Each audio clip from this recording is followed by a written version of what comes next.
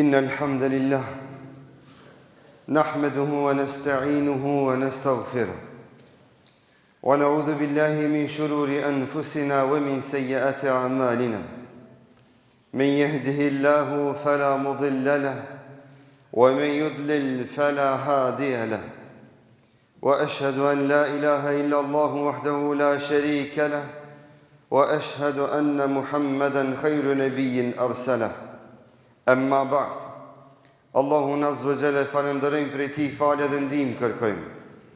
Salavatet dhe selamet i dërgojmë Muhammed Mustafa sallallahu alaihi wasallam, familjes së tij të ndershme, shokëve të tij fisnik dhe gjithë pasuesve të rrugës së tij deri në ditën e gjykimit. Falenderojmë dhe madhërojmë Allahun azza wa jalla për mirësitë dhe begatitë e tij të mëdha, në veçantë për mirësinë dhe begatinë e Islamit dhe imanit, që na bëjnë dobi në çastin dhe në momentin kur s'ka dobi nga malli as nga evladi.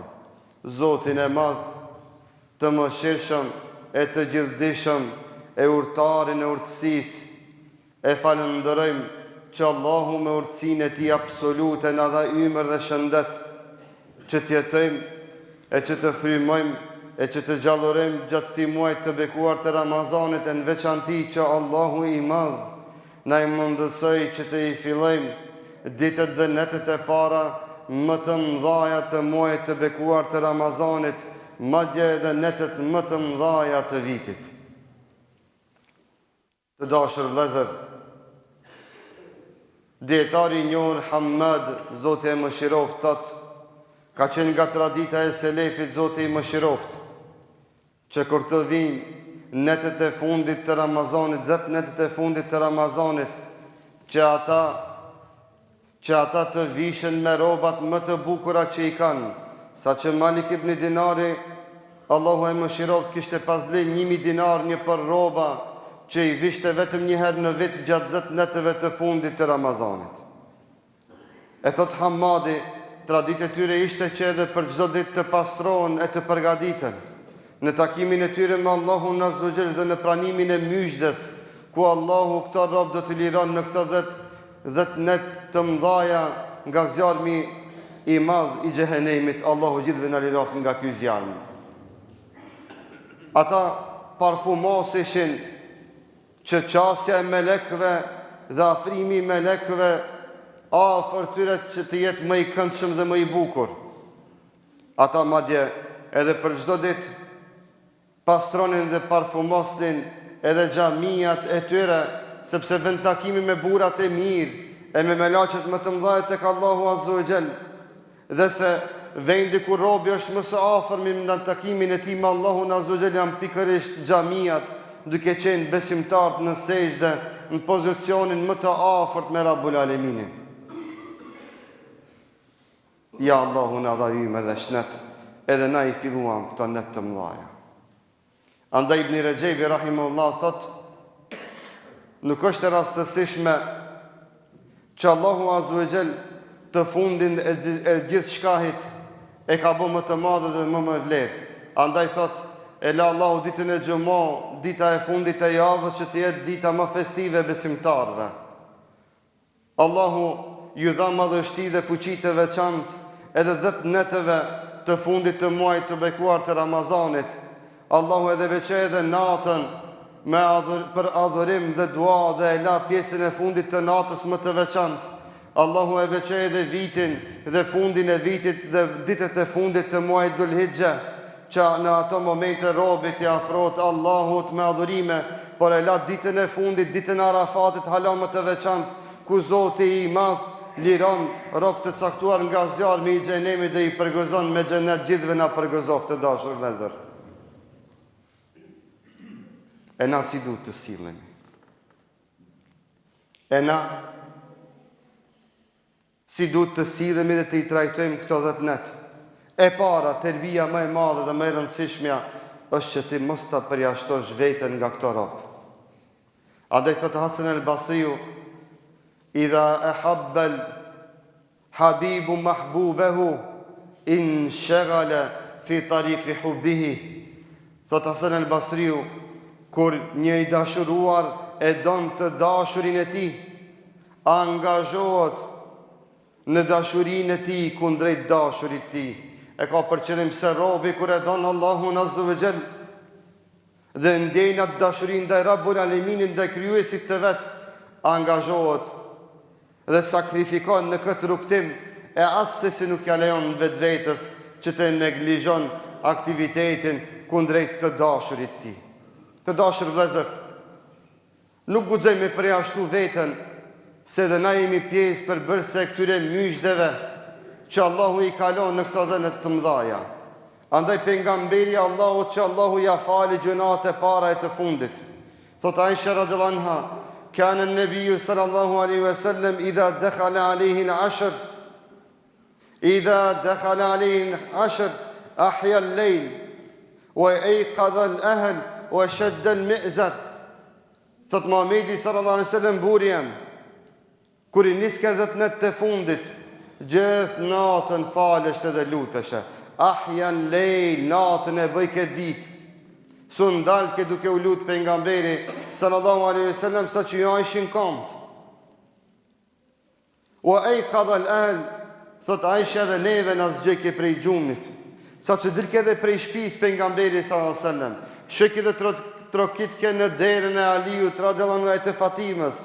Je dhe ju thonë të atymve, a se keni mendën mu zgju? A se keni mendën mu zgju? Dhe Aisha dhët neve gjithve në zgjante, dhe se cilët që kishte fuqi me falë namaz të natës pejgamberi Allahut në zgjante, sa që ndë njëherë i freskonte me ujë të freskët, që të mos u amer anën shejtani i mallkuar pasi që të i zgjon. O shedel mi'zar, thot Aisha radhiyallahu anha, dhe largoheshte prej grave të veta dhe i shtrëngoheshte dhe ju jepke me të madhe lutjes dhe adhurimit përballë Allahu subhanahu wa taala. Sa që thot Aisha radhiyallahu anha, pejgamberi sallallahu alaihi wasallam në çdo vit ka 10 net mbylleshte në xhami për të adhuruar Allahun, e në vitin e fundit që Allahu, në Ramazanin e fundit që Allahu ja mori shpirtin, pejgamberi sallallahu alaihi wasallam qëndroi në xhamin e pejgamberit sallallahu alaihi wasallam 20 ditë të plota. U vetmun në xhami për të përgatit në takimin e tij me Allahun Azza wa Jall, e që Allahu Azza wa Jall të qëndron me mëshirën e tij kundrejt pejgamberit sallallahu alaihi wasallam. O vëllezër dashur, këto 10 net kanë ardhur, i kemi filluar dhe elhamdulillah tregu hala mbetet i hapun. Dhe besimtari në këto 10 net kërkon sekretet e Allahut Azza wa Jall dhe shpërblimet e mëdha që Allahu i kalon për besimtar. E sekretin më të madh që na i kalon në këto 10 net që na e kërkojmë është një sekret që e ka emrin nata e Kadrit, e që ai i cili privohet nga mirësia e asaj nate me të vërtet, ai është njeri i humbur dhe është në humner. Andaj për i gjatë Zotit, nëse neglizhum diçka nga e kaluara e jon gjatë i muajit të bekum, tani e kemi shansën që me pak të fitojmë shumë. Të angazhohemi, leni dhe braktisni debatet, mos jepni përgjigje pyetjeve të kota, muhabeteve të kota dhe provokimeve të kota, mos jepni xhevap, pajtohuni mes vete. Nuk mundemi na me fitu mëshirën e Allahut duke qenë të hidhuruar me njëri tjetrin, duke urrejt njëri tjetrin, duke mos e dash njëri tjetrin. Nuk mundemi me shpresu xhennet ana me banorët e tokës duke pas punë berbat.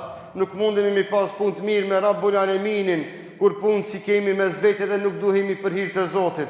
Nëse edhe këto safe, nëse edhe këto namaze, nëse edhe ky agjerim, nëse edhe ky muaj i bekuar, nëse edhe këto 10 net të mëdhaja neve nuk na bashkojnë dhe nuk na dashurojnë mes vete dhe nuk na zbusin zemrën, nuk e di kur na ndonjëherë do të duhemi dhe do të respektojmë më shumë. Dhe nuk e di se si mund të e shpresojmë nga Allahu Azza wa Jall këtë mëshirë të madhe, që Allahu para se me na dhon këtë mëshirë, edhe para se me na liru nga zjarmi i xhenemit, do të shikon në këto zemra tona. Nëse i kemi të zeza, e të ngurtësume, e të mbushura me urrejtje dhe zili përballë njëri tjetrit, si ka mundësina me prit mëshirën e Allahut Azza wa Jall. Por të dashur vëllezër, Të gjithë do të përdoret së bashku, do të lutim Allahun azza wa jall, do të insistojmë në përkujtimin e njëri tjetrit, që Allahu gjithëve të na kaplon me mëshirën e tij, të na korrigjon e të na përmirëson. E Zotin e Madh e lutim që gjithëve të na e bën nasip dhe të na e bën të mundshme që së bashku të e qullojmë natën e Kadrit, e së bashku në këtë natë të madhe të fitojmë shpërblimin e madh të Allahut azza wa jall, lirimin nga zjarmi i xhenemit dhe vullosjen tonë dhe emrave tona si banor të përhershëm të xhenetit. Allahu azza wa jall lut që Allahu i madh gjithëve të na e bën haram ftyrat tona zjarmit të xhenemit, e gjithëve Allahu azza wa jall lut që të na bën së bashku banor të xhenetit. أقول قولي هذا واستغفر الله لي ولكم فاستغفروه إنه هو الغفور الرحيم.